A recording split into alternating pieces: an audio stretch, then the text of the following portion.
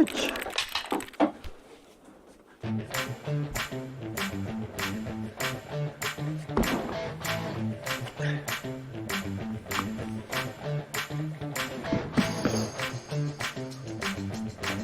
이제 곧 고객님 차량 인도가 있습니다. 저희 오늘 출고장이 예약이 꽉 차서 부득이하게 3층 실내 출고장에서 진행을 하게 됐습니다. 근데 여기서 출고하면 이게 밋밋하죠. 프라이빗한 느낌이 없어서 이렇게 레드카펫을 좀 깔아놨어요. 오늘 출고할 차량은 여기 있는 X6 40i MSP 모델입니다. 많은 분들이 좋아하시는 인기 차종 중에 하나죠. 지금 이게 작업이 엄청나게 많이 된 거거든요. 제 출고 검수 영상에서도 말씀드리겠지만 꽤 많은 금액의 작업이 들어간 차량이고, 이번에는 이 작업을 엄청 유명한 데서 했습니다. 그래서 그런지 실내 검수를 했을 때 실내가 진짜 깨끗하더라고요. 그래서 이번 출고 검수 영상이 올라가고 나면 그 영상들을 전부 다 업체로 보내서 이것 좀 제발 좀 보고 배우라고 할 겁니다. 많은 분들이 댓글로 엄청 많은 지적을 주셨거든요. 그런 부분은 좀 개선해 보도록 할게요. 저희 고객님께서는 630i랑 X6랑 고민하시다가 X6로 결정을 하셨어요.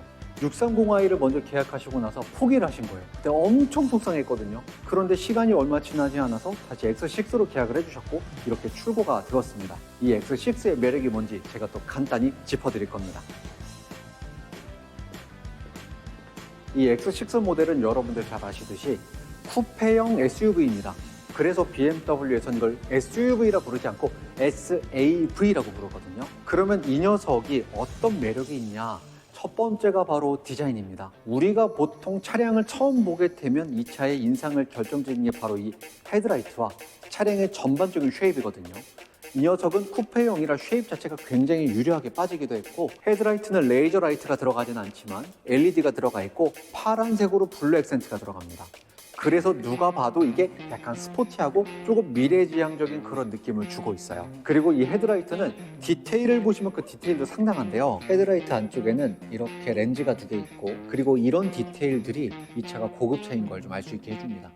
굳이 이런 데 문양이 이렇게 들어갈 필요들은 없거든요. 기능을 하는 게 아니라서 이런 것도 아름답게 문양들이 들어가 있고, BMW가 최근에 밀고 있는 게 바로 이겁니다. 요 삼각형이 위아래로 왔다 갔다 지그재그로 하고 있죠. 이게 지금 BMW가 밀고 있는 디자인이에요. 여기에 대한 이런 문양들이 여기 밑에서도 나옵니다. 여기 보이시죠? 이런 디자인들이 연속되어질 때 사람들은 이때 디자인의 통일성이라고 생각하게 됩니다. 그리고 LED 라이트 들어가 있죠.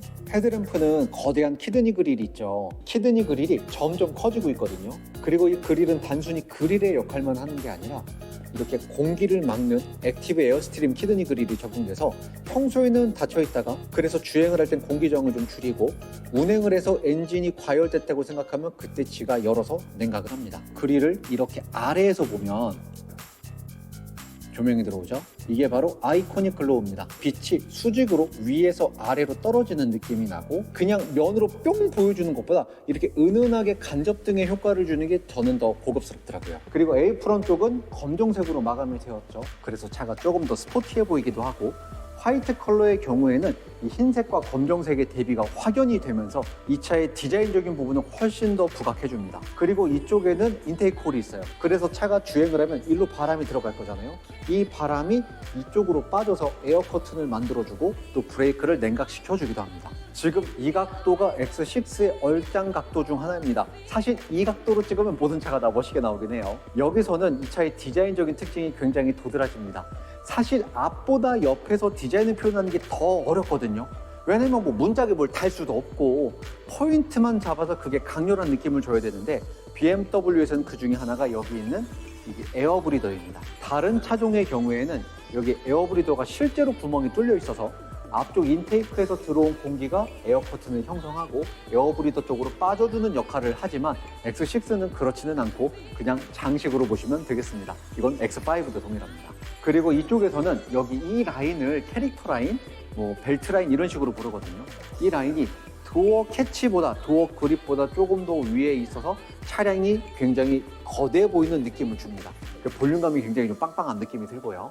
그래서 차량을 멀리서 봤을 때 이 차가 거대한지 모르다가 이 차 근처에 오시면 아, 이게 이렇게 큰 차였나 다들 이러시거든요. 그런 것들이 실제로 차량 크기가 거대한 것도 있지만 이런 디자인적인 요소도 있다, 이렇게 보시면 좋을 것 같습니다. 이게 BMW의 핵심 가치 중 하나죠. 호프마이스터 킹크라고 해서 BMW의 디자인 요소 중에 가장 중요한 부분을 담당합니다.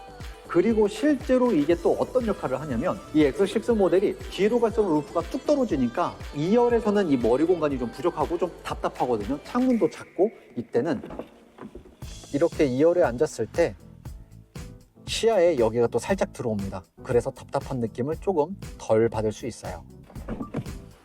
그리고 휠의 디자인입니다. 휠 디자인이 굉장히 사이버틱하죠.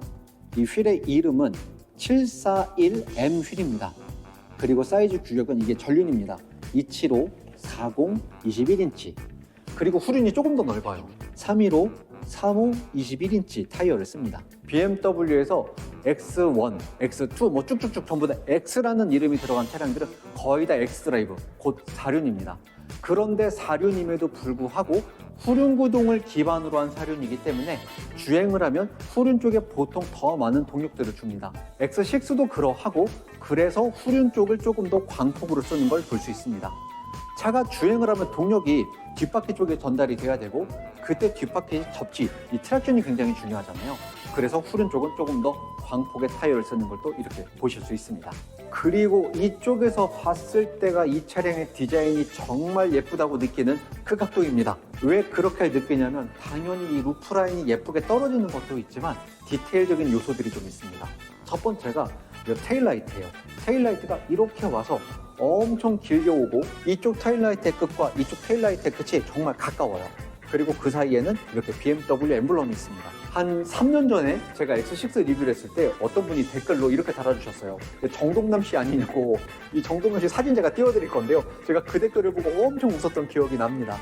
정동남 씨도 굉장히 미남이시지만 X6도 굉장히 잘생긴 뒷모습을 갖고 있습니다. 그리고 뒤쪽에서도 역시 여기 이거 장식입니다. 역시 이렇게 에어브리더가 있으나 실제로는 공기가 통하거나 하진 않고 일종의 디자인적인 요소로 보시면 좋을 것 같습니다. 이게 있어야 차량이 조금 더 스포티해 보이고 뒤에 이런 식의 장식도 없으면 뒤가 진짜 밋밋하거든요. 그리고 여기는 리플렉터, 여러분도 잘 아시겠지만 여기는 리플렉터, 반사판이라고 해서 여기는 불이 들어오지 않습니다. 리플렉터도 있고 M 스포츠 모델이기 때문에 리플렉터 위치가 일반 차량들보다 훨씬 더 껑충 위에 있습니다. 그래서 M 스포츠 모델을 보실 때 이 리플렉터의 위치를 찾아보시는 것도 이 차의 디자인을 즐기실 수 있는 또 하나의 방법입니다. 그리고 밑에 여기 부분 외장 컬러가 어떤 색깔이든 간에 이 하단 부분은 이 컬러를 그대로 유지합니다. 그리고 여기 디퓨저는 바디 컬러랑 동일하게 도색이 돼 있어요. BMW가 디자인적인 면에서 제일 잘하는 것 중 하나가 이 색상에 대한 배치를 굉장히 반복적으로 합니다. 그리고 어떤 새로운 디자인 컨셉이 나왔다면 그 디자인 컨셉에 대한 디자인 문양들, 디테일들을 차량 내외부에 연속적으로 배치합니다. 예를 들면 이런 거예요. 아까 우리가 이 디자인을 봤었잖아요. 이게 여기도 있고 여기도 있다고 말씀드렸었어요. 그리고 이 디자인들이 차량에 탑승해보면 송풍구 위에도 이렇게 배치가 되어 있고요. 그리고 내장재도 동일한 디자인이 연속적으로 배치가 된 걸 또 볼 수 있습니다. 이런 식으로 안 하는 브랜드가 어디냐고 하실 수 있는데 찾아보시면 생각보다 없다니까요. BMW가 가장 잘하는 부분 중에 하나입니다. 그리고 또 하나 디자인 요소 중에 하나가 바로 이 머플러입니다. 여기는 머플러 팁이라고 하고 실제 머플러는 이 안쪽에 있는데요. 이 머플러는 여기 하나, 여기 하나 듀얼로 구성이 되어 있습니다. 제가 영상에서 한번 소개해드린 적이 있었는데 주 머플러는 보통 왼쪽을 씁니다. 그래서 보통은 왼쪽에서만 연기가 나고 오른쪽에 있는 머플러는 가변식이라서 내가 조금 가속을 하거나 엔진이 조금 더 많은 출력을 낼 때 컴퓨터가 판단해서 나머지 오른쪽을 열었다 닫았다를 할 겁니다. 실내를 보기 전에 도어도 한번 봐야 됩니다. 제가 아까도 말씀드렸지만 BMW가 제일 잘하는 것 중 하나가 이 색상에 대한 배치를 반복적으로 한다고 말씀드렸었잖아요. 이 차의 실내 시트 컬러 커피입니다. 그리고 여기는 블랙을 쓰고 여기는 시트 컬러와 동일한 커피색 가죽을 쓰고 역시 밑에는 또 검정색으로 마감을 해놨어요. 이게 영상에는 살짝 느낌이 다를 수 있습니다. 왜냐하면 밑에는 제가 코팅을 했기 때문에 원래는 무광인데 코팅을 해서 조금 반짝반짝하게 관광처럼 보일 수 있습니다만 이쪽과 이쪽이 비슷한 느낌을, 비슷한 질감을 줍니다. 그리고 여기서 하나 소개해드릴 만한 기능은 이 버튼을 눌러서 조수석을 운전석에서도 조작할 수 있다는 거예요. 보통 SUV 오너들은 공감하실 거예요. 나 혼자 운전을 하고 있고 조수석 뒷좌석 2열에 사람을 태워야 될 때 조수석이 너무 뒤로 가 있는 거예요. 그래서 앞으로 좀 당겨줘야 되는데 팔은 닿지 않고 그렇다고 탄 사람 보고 시트를 앞으로 당기라고 하기도 좀 민망한 상황일 때 그때는 간단하게 이 버튼을 누르시고 시트를 조절하시면 조수석이 그에 맞게 움직일 겁니다. 또 바뀐 부분 중 하나가 바로 이 송풍구입니다. BMW의 가장 고질적인 문제 중 하나가 송풍구가 심심하면 지 혼자 부러지는 거거든요. 근데 문제는 부러질 수야 있죠. 그런데 이 문제는 이 송풍구 블레이드가 하나 부러지고 나면 얘만 교체가 가능한 게 아니라 여기 모듈을 통으로 아세이로 갈아야 된다는 단점도 있었습니다. 그래서 BMW가 여기에 대한 개선품을 내놓은 게 바로 이 송풍구인데요. 송풍구가 이렇게 생겼어요. 악어 주둥이처럼 생겼고, 이 송풍구를 열고 닫고는 이렇게 버튼을 이렇게 90도로 수직으로 만들어 주시면 송풍구가 닫히고, 시계 방향으로 돌리셔서 수평으로 만들어 주시면 송풍구가 열립니다. 이렇게 간단하게 이쪽을 살펴봤다면 이제 실내 디자인도 좀 살펴볼까요? 실내 디자인은 여러분 잘 아시듯이 이제는 계기판과 컨트롤 디스플레이가 이렇게 일체형이 된 ID8, ID8.5의 디스플레이를 사용합니다. 이 ID8.5는 제 영상을 한번 참고해 주시고요. 그리고 여기 송풍구가 있고, 송풍구의 디자인과 해석도 많이 바뀌었어요. 이 송풍구는 이런 식으로 샤이하게 나옵니다. 이 송풍구인지도 잘 몰라요. 바람이 어디서 나오는 거지 싶은데 여기와 여기 양쪽에서 바람이 나오게 됩니다. 그리고 시선을 내려봐 주면 여러분 잘 아시는 네온 컵홀더 그대로 들어가 있고요.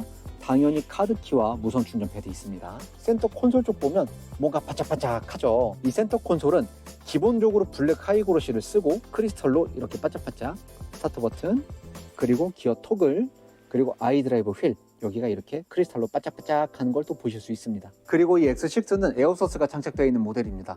그래서 차량의 전고를 운전자가 의도대로 조작할 수 있는데요. 모든 상황에서 다 수동으로 높이 조절이 가능한 건 아니지만 특정 상황에서 운전자가 높낮이를 조절할 수 있습니다. 그게 바로 여기 있는 이 레버입니다. 여기 레버를 밑으로 내려주시면 차량 전고가 내려가고, 반대로 올려주시면 차량 전고가 올라갈 겁니다.